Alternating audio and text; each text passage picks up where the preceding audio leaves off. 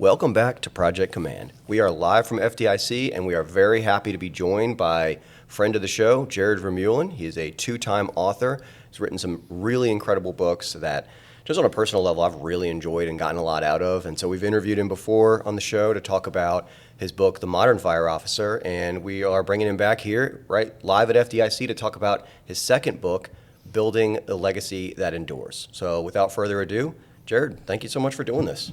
Heck yeah, this is super fun. Obviously, usually you're doing this over a computer, over stream. It's so much nicer being in person. Yeah, it does. You're right about that. It does feel like a lot more, like a regular conversation rather than, kind of like an interview or whatever. It's been really fun. We've done a couple of interviews. Well, this is the second interview we're doing, so we've done a few here. It's just been really fun to be, kind of at FDIC meeting people that a lot of times I talk to over, a webcam or whatever. So yeah, honored to be one of the ones you grab. Oh yeah, man, dude, we're honored. We're honored.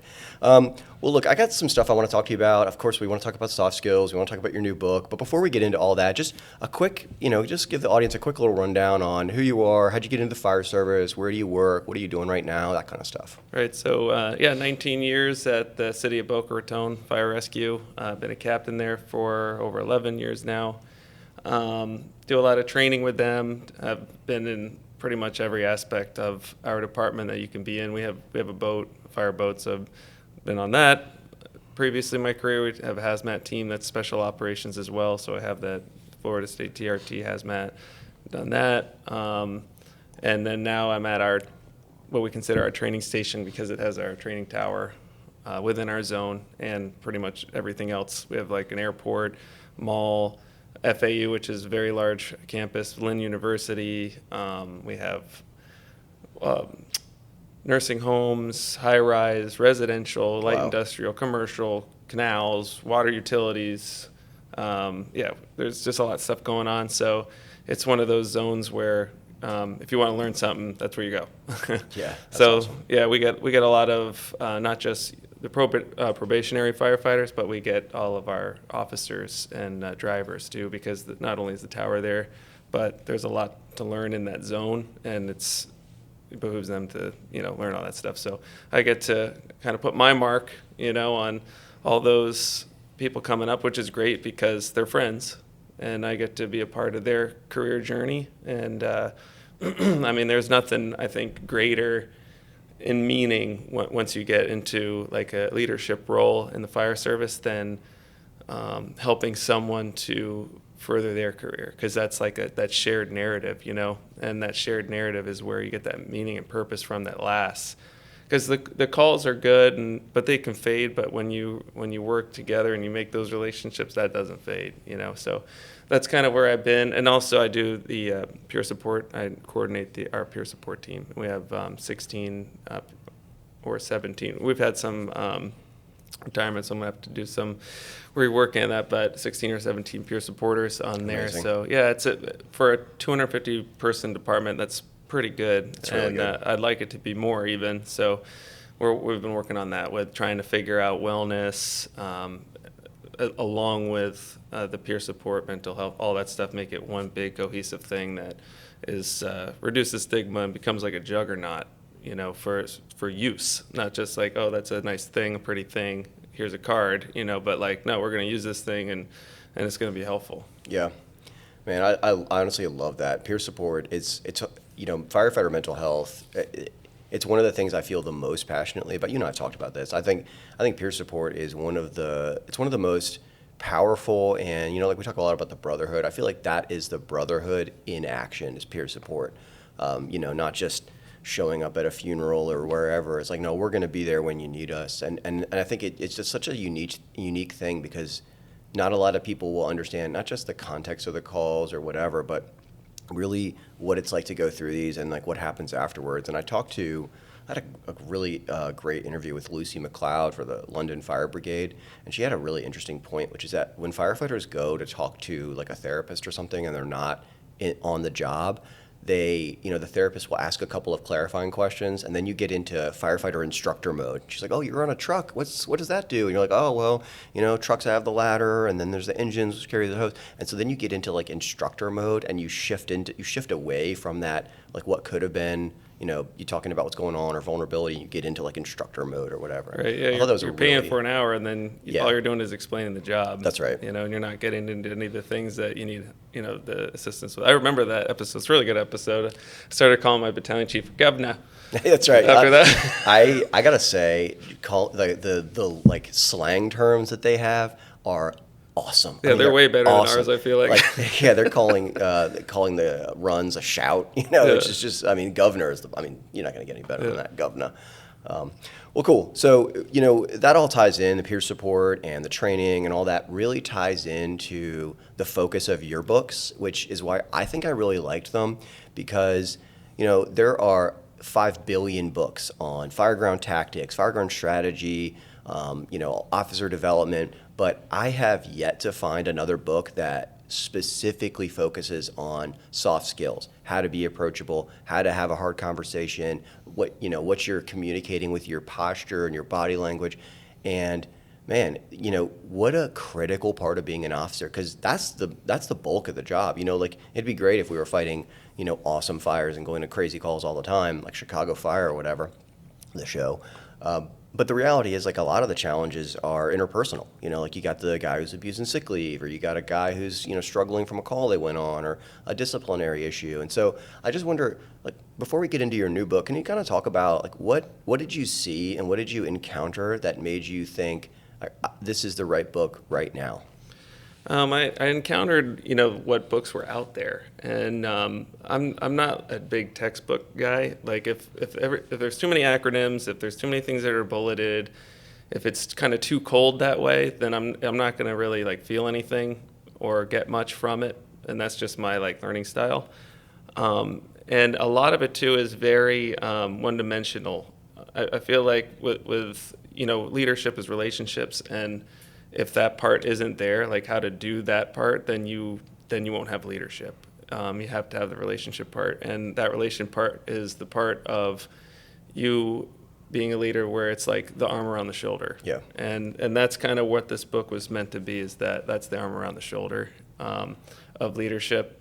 And there's plenty of the other stuff too, like, you can't lie and you do this or whatever. And sure, that's all part of it. But like, if you don't have a relationship with someone, it won't matter in any way. Mm-hmm. And one of the relationships that matters is your relationship with yourself. And all these things is just a battle, right? Through life, everyone has their own issues they're dealing with all the time. And if we don't kind of view that not in a negative light, but like, this is a mountain to climb, but it's worth every step, and to keep that positive outlook, and then pause though to take the win, to where I'm climbing this mountain and I'm tired, I'm sweating, but then I look back and I look behind me and I see the view, like, oh yeah, now I remember what I was doing this for. Yeah. And so that's kind of where I was hoping where the books would go on that, and kind of like really talk about a lot of the intangibles that no one really wants to talk about, like being scared, or just dealing with certain situations that make you uncomfortable. Like if you yourself are dealing with PTS in some way, or you yourself are dealing with certain things in your life, and coming to terms, looking in the mirror and saying, hey, I'm not leading anybody anywhere if I can't, figure this thing out. And people can see that too. Like we all get an appraisal of those that are in our firehouse and what's going on in their life, and we make judgments, and that's just the reality of it. Mm-hmm. And if people are making a judgment on us because our life's falling apart, and we have something to do with it, then that's not good. No one's going to want to follow us anywhere. I mean, I wouldn't want to follow that. There's times where I wouldn't want to follow me. I'm not in the headspace, But to try to make all that positive, try to get in that headspace where, for the most part, you are that person, and then you work on those relationships. Then, man, watch out. You'll have like a hell of a crew, hell of a team. And that care and everything matters, and that's kind of where the gist of all that comes. And I was speaking with Arjuna a couple weeks ago about that, because he hates the word soft skills.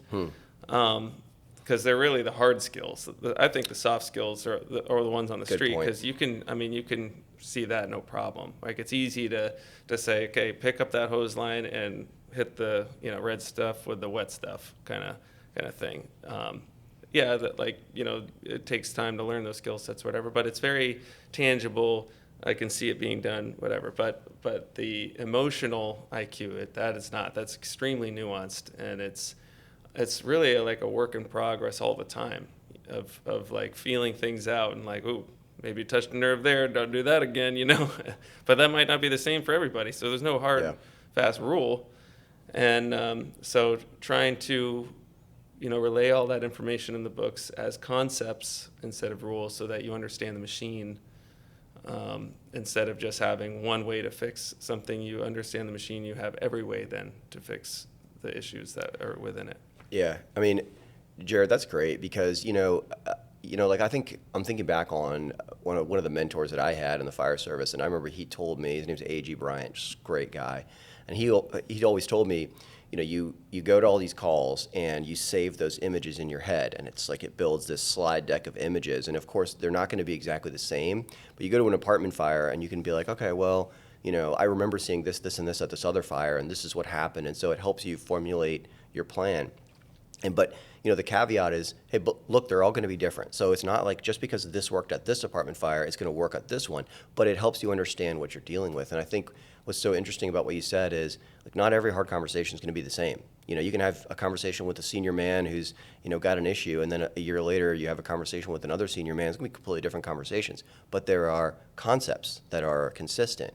About honesty or vulnerability or whatever. And I think that's what I like so much about the book is it's not strict rules, like always do this, always do that, always do this. It's sort of a higher level, but not too high of a level. It's like a 10,000 foot view that understands conceptually what you're dealing with and what the goals of these interactions are. And I just think that's such a valuable contribution. I've talked about it like all the time with various different guests, but yeah, very cool. Well, let's segue from there into the new book that you wrote. And so your first book, Modern Fire Officer, which, by the way, just a great book, and we'll put links in the show notes here for your Amazon links or whatever if people want to get them. But a great book. And so what did you want to add to the conversation with your new book? What was your motivation to write that second book? Yeah, I mean, leadership's a journey. I think we all know that, and I definitely didn't have it cornered. That's for sure. After the first book, I think I barely got what I wanted to say out well enough personally, and there's just so much more to learn. And as you learn, as you get older, your life experience obviously changes. The way you view the world changes. You might not necessarily think that the things that you used to do were wrong, but man, can you really make them better? You can really kind of fine tune some of those things, and I tried to do that as well, but not make it to where, again, it's like super specific. Like, yeah. Like you said, every time do this, or if you see this, do this. Because if you get stuck in that modality, you're going to get real screwed up somewhere. Because not everything, is that simple, black and white. Everything really is gray. And a lot of it, too, is having to do more with that middle and higher leadership, to where at that level, you got to understand that your leadership has a cost. And at first, in basic leadership, if you can get people to follow you and you get the job done, all that's awesome. But as you go higher, your leadership has a real cost, where you can do real damage to people. You can do real damage to the organization. You can do real damage to the culture. And that should be something that is on your mind all the time. When you're in those positions, and how you mitigate those things, because just like anything, you can completely destroy something that took years to create in seconds, and like that's the unfortunate over-under on that. And what can we do to not just consider that, but also to make sure we're constantly mitigating those issues, and even mitigating ones that even haven't come up yet, just by your posture, how you approach a subject. whether it's your communication, I know this thing is probably going to be an issue. I'm going to go ahead and pregame this thing with communication. I know who the people are that are going to have an issue. I'm going to call them right now and tell them about this thing, and pregame the situation. Then I'm, going to be available. I'll go to the stations and I'll talk about it. I'll use good body language. I'll have an open posture. I'll do one-on-ones with people. I'll really listen to them. I'll validate people that are there. All that kind of stuff I thought was really important. And a lot of times it's lacking because, as in the fire service, there might not be a very good mentorship program employed, if one at all. And, you take a promotional, you might be in that position. You've never done that position before. Not even in a step-up role, nothing. It's just like, congratulations, you're the guy. Yeah. Figure it out. Get in there. Right. And if you don't have a situation where you get to, learn from the person before you and see how they did it, and hopefully they were good, then you're just learning it. And I think that's where your book is going to be huge, especially as you get higher in rank, is because then you're in control of projects. Those are months and months and have a great risk comparatively, because to even with boots on the ground, because yes, could we harm someone, kill someone? Yes, but what we're doing is in very small increments, for the most part, like boots on the ground, right? We're on a scene for sometimes 10 minutes or less. Yeah.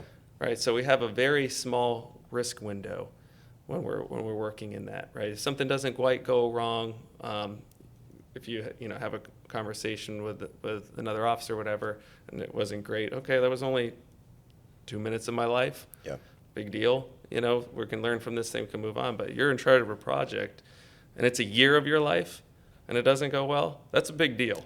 That's a hard one to get over. You're totally right, and thank you for bringing that up. Actually, I guess this is a good time to say so we got this book coming out in the next 3 weeks, 4 weeks. It's project management in the fire service, and we got you to write the foreword for it. And I think that for me, one of the things that I was just blown away by in your first book, and the second book's great, and I was actually really honored to get a chance to read one of the early drafts of it, but the first book specifically really jumped out at me, and it was like, these soft skills or hard skills, whatever we want to call them, are foundational for a project, because almost always you'll find that you're managing up on a project in some form or another. You've got people on your team that outrank you, or you've got somebody that's in a different agency like the police department or something, and you don't have any authority over them. You can't say, hey, you've got to go do this. So you have to use those soft skills. You have to communicate. You have to bring them along. You have to understand what their motivation is for this project. And so without those soft skills, projects fail. And so I just thought there's nobody better to talk about this for the book. And so,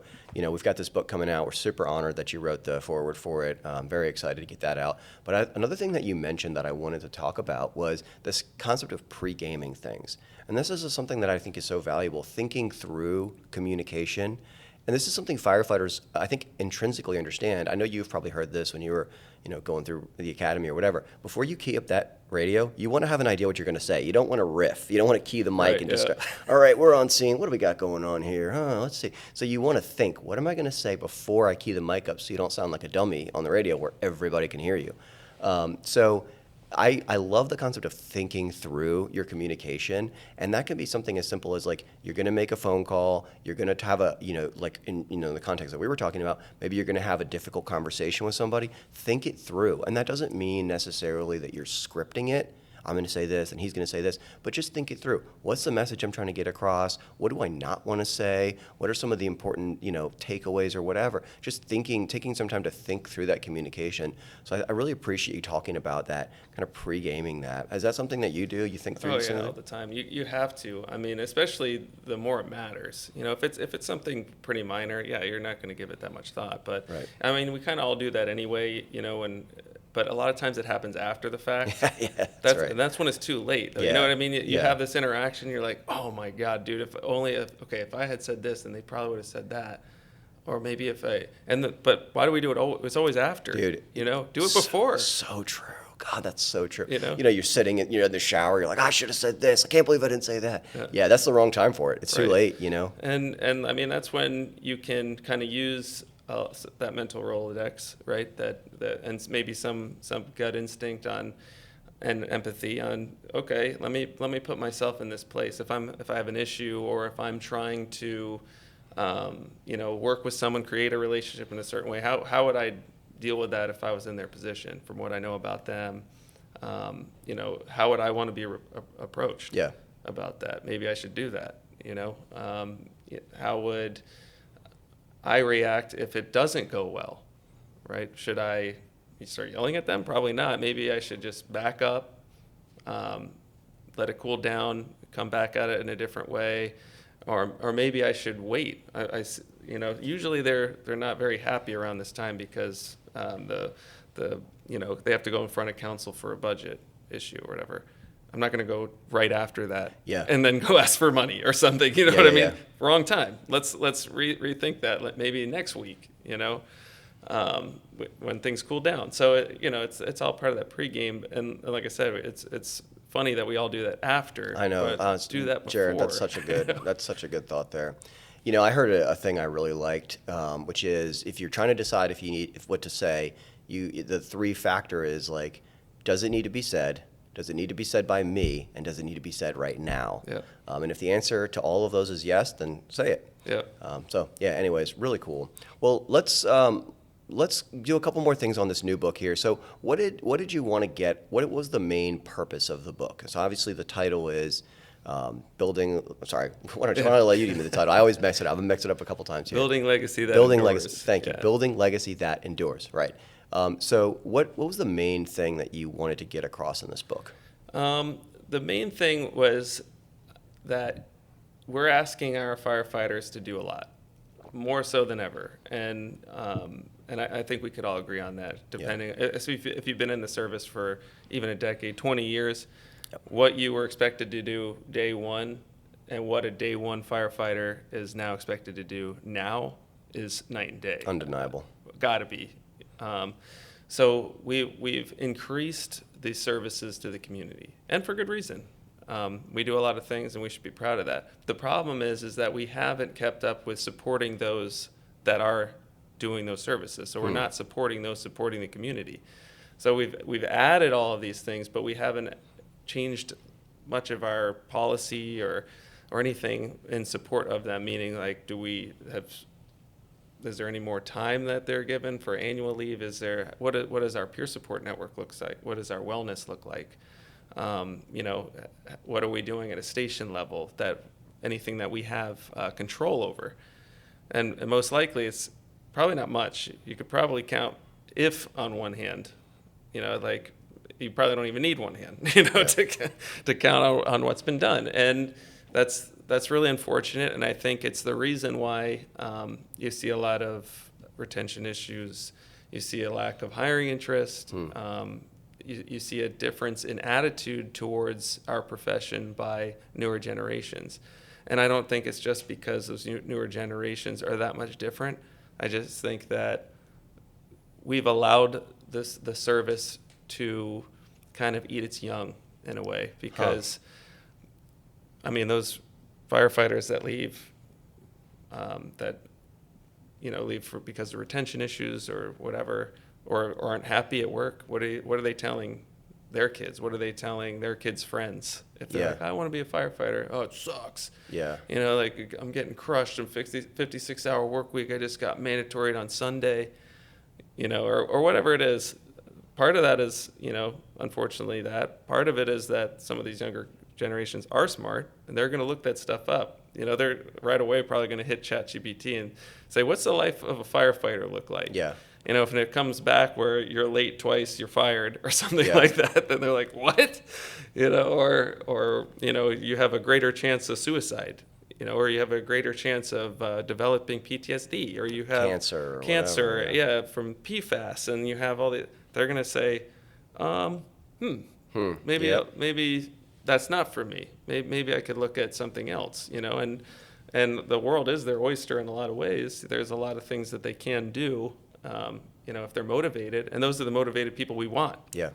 Right? So they're the ones smart enough to look.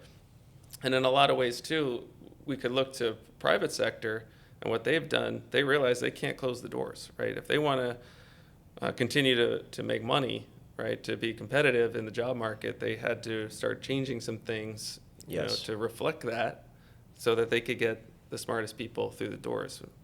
For them, bean bags and free lunch or some, burritos. Slides to get from the second on floor. Friday. I don't know. Yeah. But I'm not saying do that, but we got to do something. But I think a lot of it is that support, and a lot of it has to do with the psychological safety within the service of realizing that old styles of leadership that are just command based, and that's the same whether you're actually on a call or at the station level. That's got to go, and it's got to change, because we're not just firefighters anymore, like in the 60s or something. Yeah. We're a firefighter, paramedic, hazmateers, rope rescuers, car seat installers, Lift assisters. Lift Team 6, we used to call ourselves. Jared, I don't think I could have said it any better. That's it. That's it. Perfectly said.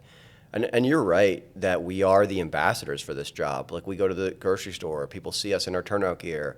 Hey, I want to be a firefighter. Oh, you should. It's the best job in the world. And when we lose those ambassadors, when they don't feel the need to tell the kid at the cheese section in the deli or whatever, hey, this is the best job in the world, you should do it. If people knew how great this job was, everybody would do it.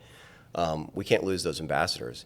But man, there's another thing that I thought of while you were talking that it kind of just popped into my mind. Is a mutual friend of ours, Samson DeSessa, was saying, and I hadn't thought about this, but it's totally right, that for our generation, I think we're probably pretty similar in age, and Duke and I are similar in age. Our generation, 9/11 lit a fire in us. We saw the firefighters, we saw FDNY guys climbing the towers, unbelievable heroism, the stories coming out about, they're writing notes to their loved ones and taping them to the inside of the trucks because they knew they were going to die. Like, unbelievable stories of heroism. And that lit a fire in me to be a firefighter. And I mean, I'd have crawled through glass to be a firefighter. And I think it's like that for a lot of people that are our age, but I think it's important to remember that we got people that are joining the fire department. They were born in 9/11, they were born, in whatever, 2000 or something. This was not a defining factor in their life. Just like, the Challenger explosion wasn't a big deal for me. Not saying it wasn't a big deal. It wasn't on my radar. So what's lighting a fire under these, newer generations is just different. And it's not going to be as powerful as 9/11, and we, God willing, they'll never have their own 9/11 to motivate them. But we just have to understand that they're coming at this from a different level of, motivation, just because they didn't maybe see those images of the towers coming down or whatever. I wonder, what do you think about that? I think you're right, and I think the unfortunate reality is that it's not just that they don't have that, but they have something completely different, which is negative sentiment from society. I mean, I think we could agree that we kind of got caught up in the defund the police whole situation because we're just another uniform on the street. Yeah. So when you're not in the know on what actually 911 is, that response, like what fire, paramedic, police, then you kind of get the idea that all of that is just some authoritative, system I don't want to be a part of, right? Yeah. So we're dealing with that kind of a social narrative. I think a lot of that has slowed a bit, but that's still a generation or two, of people that we need, because we can't skip generations in the fire service. So that's still generations that, have been poisoned by a lot of that. And and that's a whole nother story, the social aspect of that. So we have a battle on our hands, and that's why part of the new book, it speaks about that. Yeah. And I say in there that the issue facing the fire service is not, it's not like Armageddon, right? It's not going to end tomorrow, the fire service. But if we allow it to just slowly die, because only a few of our departments are progressive and they make these changes and they're healthy, that's great, good for them. But if the mass majority doesn't, our profession, our great profession that we love, is going to turn into something, and I don't want to piss off any TSA agents, but it's going to turn into something that resembles TSA. Yeah. Where it's like, I'm sure people don't go into that job thinking, this is my life now. I'm TSA agent for life. You know what I mean? A TSA tattoo on their arm. Right, yeah. And like the wand tattoo on their back, it's the SCBA. I fight what you fear. Right. But, that's a stepping stone job in a lot of ways. And that's, I fear what the fire service will become, is a stepping stone job Yeah. for a lot of communities that don't take it seriously. And then the repercussions of that is going to be absolutely astronomical. Yeah, and I think that's why I like the title of the book so much, the discussion of legacy, and I think it's a really great read. I mean, it's a great read for everybody, but I think sort of middle and upper management, it's important for them because they're in a position right now where they can impact those things we're talking about. They can invest in peer support. They can invest in, wellness initiatives, cancer risk reduction, whatever, recruitment and retention that's focused on, the generation that we're trying to recruit or whatever. And it's really important for them to understand, like, this will be our legacy. If we leave the fire service, and the generation that comes after it looks like TSA, that's our legacy. And, we stand on the shoulders of giants. We with a lot of the public trust that we have now, people hand us their sick babies or whatever, comes from the generations that came before that, through blood, sweat, and tears earned that trust. And now, the burden is passed to us. And it's our job to make sure we don't leave a hollow shell of a fire service. And so that's, I think, one of the things I really liked about your book is, it's not a panicking, like, pull the fire alarm. It's like, look, this is stuff we need to start thinking about because, this is going to happen. It's not going to happen tomorrow, but it's our job to deal with it right now. We're here now. Let's not step over this problem. Yeah, and it's something that it's one of those like quiet evils where it's going to take a lot of institutional risk. It's going to take a lot of people with a lot of backbone to come in and say, this thing that we've been doing doesn't really work that well. We're going to have to reevaluate this thing, and we're going to have to create something better. And yeah, guess what? It's the fire service. You're going to get a hell of a lot of heat over doing any kind of change, or taking this thing on. And yeah, like some of these are going to fail. Like you could, try to revamp something and it's a year in and it didn't work. Yeah. And that's where, you got to have that institutional risk. You have to be ready to take it. You have to be ready to take on, the fallout. You have to have your, your fallback plans. And that's a lot what's in your book. That's so smart because it fills that gap. It's such a needed gap. But also, too, to, not just wait till it falls apart, but to be ready for it and pre-plan it, even with the communication thing. And but that's just, failures build success, right? So that's all part of the growing pains of what we're doing here, and that's what people have done before us. But we're going to really have to pick up the football and move, because now we're moving through minutia and liability and increasing disaster and difficult calls that they never did. Yeah. So we're really going to have to get picky and choosy about where we're going, right? What's more high frequency? Yeah. What's a higher risk? What matters more for the firefighters that are providing the service? And really make some hard choices. And you're going to have to stand up for that stuff to city officials that, may be elected, and it might not be that fun for them and their reelection promise, but oh well, that's just the reality of it. Man, so well said. And I think one of the things I really like about that is the idea of courage, because, I think, a lot of times we just think, courage is I'll go into a burning building without a second thought. And there's another kind of courage, or maybe you and I have even talked about this, social courage or whatever we want to call it, where, and the higher you go in an organization, the more of that courage you need. The courage to stand up to your, peers when they're doing something at the firehouse they're not supposed to be doing, the courage to speak to elected leaders and say something that they don't want to hear, the courage to champion a wellness initiative when it's like, hey man, the guys might want new Halligan bars, but we're going to spend our money on a mental health clinician. And it's like, and I'll stand up and I'll explain why, and I'll be prepared to take some slings and arrows. That's a kind of courage that we really need. And the higher up you go, the more leadership responsibilities you take on. It's so important that you have that kind of social courage, not just the ability to risk your body and your life, but risk your social standing. Maybe. Oh yeah, and that's not just a firefighter thing. That's I think human psychology in general. But with firefighters, if you said you're going to roll into that burning building with no gear on and this hose line, or have this hard conversation, they'd be like, all right, give me the hose line. I'm going, you know. As I don't you're- care if I have any PPE. As you're saying that, Yeah. I'm thinking, I think I'd take the fire. Yeah, I would too, man. I'll tell you the truth. Hard conversations Yeah. are just that, you know. Well, they're very uncomfortable and difficult. And you know, after a fire, you know, you get back to the firehouse, you drink coffee, you talk about how brave each other was. Yeah. You don't get to do that after the hard conversation. You know, you don't get that dopamine rush. You don't get the excitement. You know, you don't get to, you know, say, "Hey, look, we saved this home for this, you know, homeowner." So, yeah, you're right. It's not the funnest or the most fun part of the job, but man, is it critical. Right, So, and you know that's why leadership gets less visible the higher you go. yeah, It's much more, but no one sees it. Yeah. And because a lot of it becomes one-on-one, Mhm. and it's not like as exciting as, you know, coming out of a fire when your gear's smoking. Yeah. You know. look, getting some cool Facebook pictures Yeah, out of yeah. it.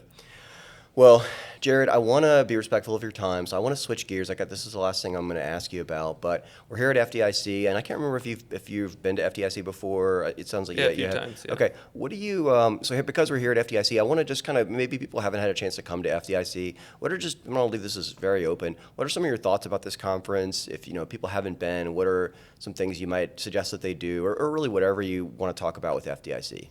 Yeah, I mean, there's everything you want, you know, for if you want to get the hot training, you know, you can get plenty of that, all kinds of really cool stuff from people all over the nation that really know what they're doing. Their seminars are great. If you want to, you know, get some of those, you know, skills going, and, you know, there's all kinds of stuff there too, leadership, wellness, you name it. And then obviously you have the exhibit hall. There's like all the eye candy in there. You know, you can Yeah. see all the cool stuff that you would love to have an unlimited budget for. Yep. And a lot of it too, you can get some pretty good ideas in there too, like for your firehouse or department. And then I like all the, I'm sure the exhibitors on the inside hate this, but firefighter row and all the exhibitors on the outside are usually your firefighter-owned businesses, and those guys are awesome. Those Yeah. guys and girls are awesome. Like you just like kind of break bread with them a bit and figure out their story and all the different really cool gadgets and different things they've created in products for you know, to make our jobs a little easier here and there. I've bought plenty of the little stuff like that and use them a lot. Like stuff to help you unlock a door, you know, an emergency door or whatever, random stuff like that. But yeah, the one thing I got to say is don't wait till the end of your career to go, you know, because that's kind of, I mean, I'm not at the end of my career, but I'm definitely at the, you know, the downhill part of it. And I wish I had done it earlier because it's really like an injection of just speed a bit on your love for the Totally. job. You get in there, I don't care how salty you are, could drag the most saltiest firefighter ever was.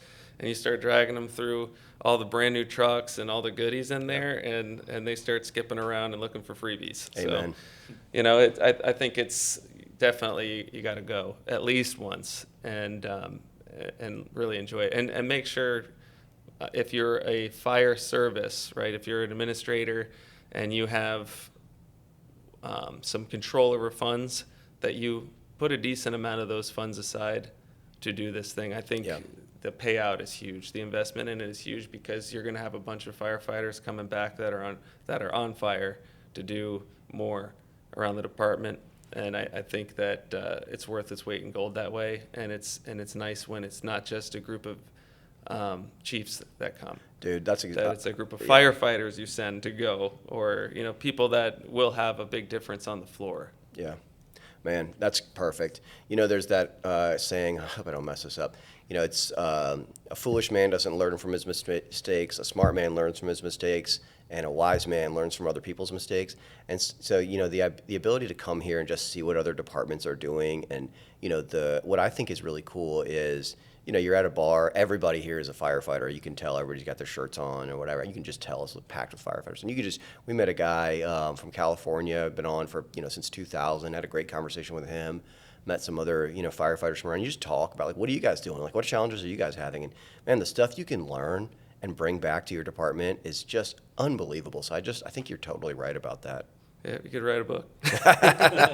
Maybe we will. Maybe we will.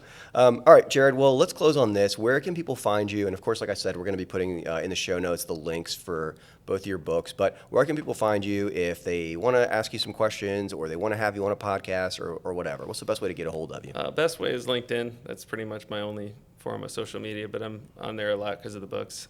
So yeah, definitely reach out to me on there. I'd love to be on podcasts and talk because I think that's like what makes the fire service go round, Yep. takes us out of our silos, so to speak. And then anywhere books are sold, really, all the major distributors, mostly Amazon. I mean, they're like the juggernaut of the United Right. States, but you can find it on like Barnes and Noble and a bunch of other book systems, even like library systems. So even if you Google search, you'll find it. But yeah, Amazon is the best. And one thing I will say, please, please, please, if you have read any of the books, leave a review. Yeah, and guys, I'll just finish with this. These are amazing books, and like we've had Jared on the show now 2 times. As the second time. These are unbelievable books. I think they're foundational, especially if you're, I would say, I mean, anyone can get value from it, but if you're new to a leadership role, you've just been promoted to lieutenant, captain, battalion chief, whatever, the first book, which really gets into soft skills, is foundational. And I think maybe the second book, if you're in a leadership role and you want to, figure out what you can do to help build that legacy that we were talking about out, great read. But, just please go get the books. Like these are really, really good books, foundational information. So, Jared, thank you so much for doing this, man. Yeah, thank you guys, man. It's really been nice, and it's really been nice having your support. Yeah, no doubt.